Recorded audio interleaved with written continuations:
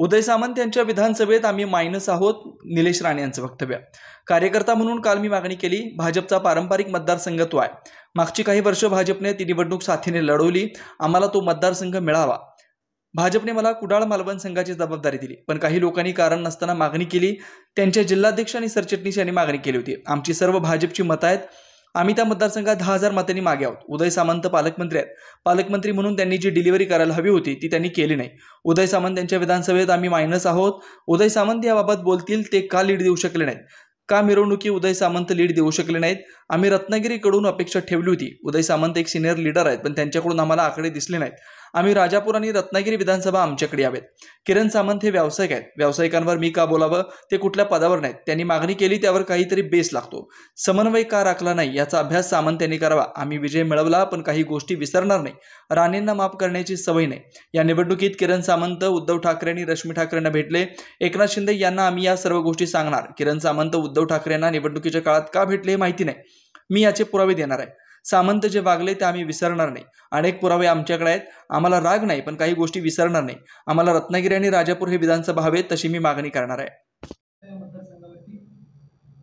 कार्यकर्ता म्हणून काल मी ती मागणी केली. तो भाजपचा पारंपरिक मतदारसंघ आहे ही वस्तुस्थिती आहे. स्वर्गीय कुसुमताई अभ्यंकर, त्यानंतर स्वर्गीय गोथाडजी, मग बाळासाहेब माने यांनी सलग 78 पासून ह्या मतदारसंघाची आमदारकी गाजवली. आणि मागची जी काही वर्ष आहेत ती भारतीय जनता पक्षाने फक्त ती निवडणूक साथीदार म्हणून लढवली. तो युतीचा धर्मच आहे, त्याच्यामध्ये माझं काय म्हणणं नाही. पण आम्हाला तो मतदारसंघ मिळावा, कारण का आता खासदारकीची निवडणूक आम्ही जिंकलेली आहे. आणि दावा करणं हे काय चुकीचं आहे असं मला काय वाटत नाही. कारण का आपल्याला जर आठवत असेल, निवडणुकीच्या अगोदर जेव्हा राणेसाहेबांची उमेदवारी जाहीरसुद्धा झाली नव्हती, भारतीय जनता पक्षाने मला कुडाळ मालवण मतदारसंघाची जबाबदारी दिली आहे. तो मतदारसंघ शिवसेनेतून, म्हणजे शिंदेसाहेबांच्या शिवसेनेतून त्या मतदारसंघासाठी मागणी झाली, कारण नसताना. पण ती त्यांनी मागणी केली तेव्हा आम्हाला काही वाईट वाटलं नाही. ठीक आहे, प्रत्येकाला अधिकार असतो.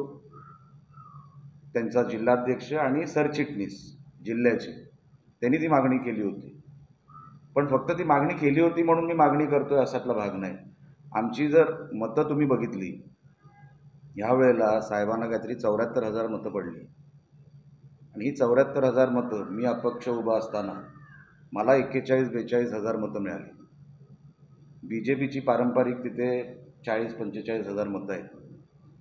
ती बेरीज बघितली तर सहज ती सगळी भारतीय जनता पक्षाचीच मतं आहेत ह्याच्यातून ते सिद्ध होतं. आणि ती मतं जर आम्ही ती मतं घेतली आहे, आम्ही फक्त त्या मतदारसंघात 10,000 मागे आहोत. आणि म्हणून मला असं वाटतं की रत्नागिरी विधानसभा मतदारसंघ हा आम्ही लढवावा. पक्षाकडे आम्ही तशी मागणी करणार आहोत. पालकमंत्री तिकडे उदयजी सामंत आहेत. आमचे संबंध चांगले आहेत. पण पालकमंत्री म्हणून त्यांना जे डिलिव्हर करायला पाहिजे होतं तसं त्यांनी ते डिलिव्हरी दिलेली नाही या लोकसभेला. त्यांच्याच जिल्ह्यामध्ये, म्हणजे ते जिथे पालकमंत्री आहेत रत्नागिरीमध्ये 3 विधानसभा येतात, त्या 3ही विधानसभेमध्ये आम्ही मायनस आहोत. आणि सिंधुदुर्गाच्या 3ही विधानसभेमध्ये आम्ही लीडमध्ये आहोत. खरं तर ह्यावर उदयजीच बोलतील. ते का लीड देऊ शकले नाहीत, का ते मिरवणुकीला येऊ शकले नाहीत, हे सगळं ते सांगतील. त्यांच्यासाठी काय मी उत्तर देऊ शकत नाही. पण माझं म्हणणं एवढंच आहे की अनेक वर्ष हा भारतीय जनता पक्षाकडे हा मतदारसंघ होता, मग मधल्या काळात नव्हता, तो आम्हाला परत मिळावा अशी आमची माझी प्रामाणिक इच्छा आहे कार्यकर्ता म्हणून. सर, लोकसभेचे निकाल लागले. नाही बघा, किरण सामंत हे व्यावसायिक आहेत. पक्षामध्ये त्यांचं काय स्थान आहे मला माहीत नाही, ते कुठल्या पदावर आहेत मला माहीत नाही. आणि व्यावसायिकांवर मी काय बोलावं? ते पक्षामध्ये कुठे आहेत का? म्हणजे ते पदाधिकारी म्हणून आहेत का? असतील तर तुम्ही मला सांगा. मी राजकीय माणूस आहे साहेब. ते इच्छुक होते, पण ते इच्छुक होते, पण सामंतांनी उघडपणे मागणी केलेली होती त्या भावासाठी मागणी केली असेल. पण ऑफिशियल राजकारणामध्ये किरण सामंत हे कुठल्या पदावर आहेत हे तुम्ही मला सांगा. आपण मागणी करताना काहीतरी बेस लागतो ना. काय बेस आहे त्यांचा? माझं त्यांच्याशी काही आक्षेप नाही, माझा काही आक्षेप नाही. पण एकदा उमेदवारी जाहीर झाल्यानंतर आपण समन्वय म्हणतो ना, तो समन्वय का राखला गेला नाही याचा अभ्यास त्यांनी पण करावा. आपण कुठल्या बेसवर मागणी करतो, काय बेस आहे? एकीकडे माजी मुख्यमंत्री, कोकणामध्ये 40 वर्षाचा अनुभव असलेला माणूस, महाराष्ट्राचा अनुभव असलेला माणूस, तिकीट मिळालेली आहे, पक्षाने युतीने जाहीर केलेली आहे. त्याच्यानंतर जर असे विषय होत असतील तर ते बरोबर नाही. आम्ही विजय मिळून दाखवला, पण काही गोष्टी विसरणार नाही आणि राणेंना माफ करायची सवय नाही. आम्हाला ज्या काही गोष्टी पक्षाकडे मांडायच्या आहेत त्या 100% आम्ही मांडणार. त्यांनी आता मी तुम्हाला सांगतो, ज्यांचं नाव तुम्ही घेतलं किरण सामंत, मी तुम्हाला खात्रीला एक सांगतो, ऑन रेकॉर्ड सांगतोय, किरण सामंत ह्या निवडणुकीमध्ये उद्धव ठाकरेंना आणि रश्मी वहिनींना भेटले. एक BMCचा आर्किटेक्ट आहे, लायझनिंग आर्किटेक्ट पाटील नावाचा, त्यांनी ती मीटिंग घडवून आणली आणि ते भेटले. आता शिंदे साहेब हे आमचे नेते आहेत, आमचे बॉस आहेत, त्यांच्याबद्दल आमचा आदर आहे आणि नेहमीच राहणार.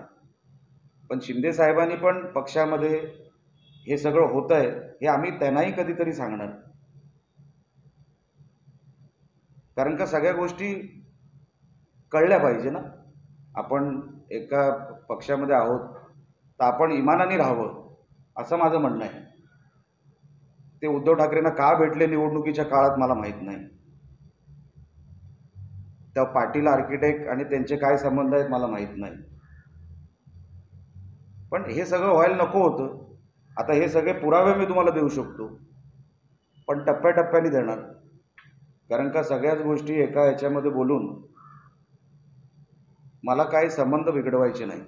म्हणून सगळ्याच गोष्टी आज बोलणं काही योग्य नाही. अनेक पुरावे आमच्याकडेही आहेत, काय काय झालं आहे. पण राग पण नाही.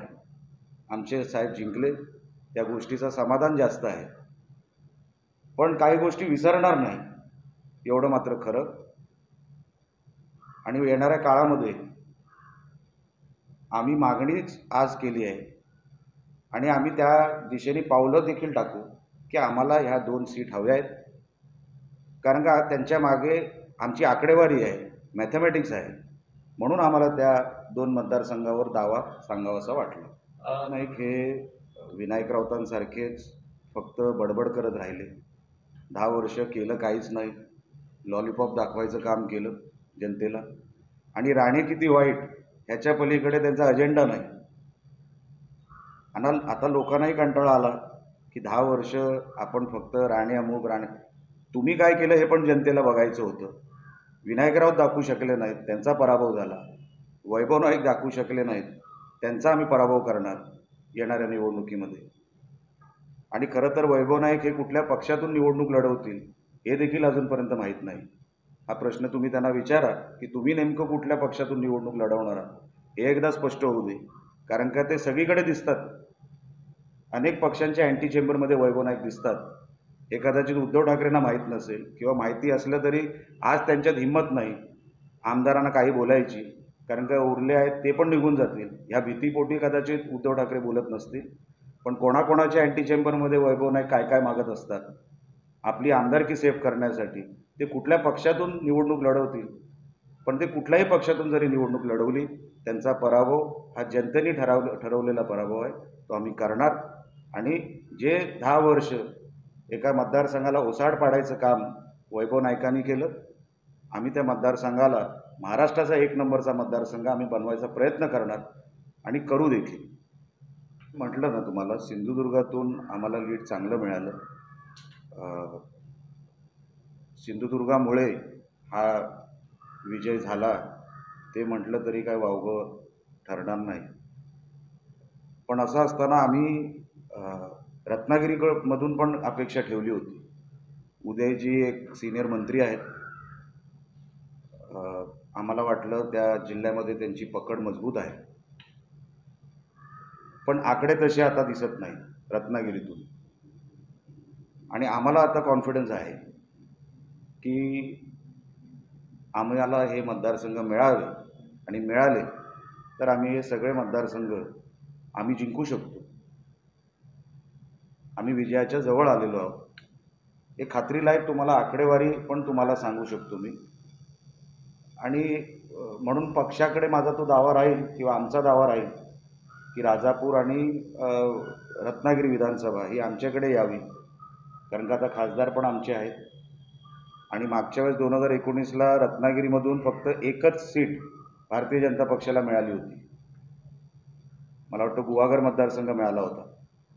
बाकी 5 हे शिवसेनेकडे होते. आता आमची ताकद वाढली आहे आणि म्हणून मी ती मागणी केली आहे.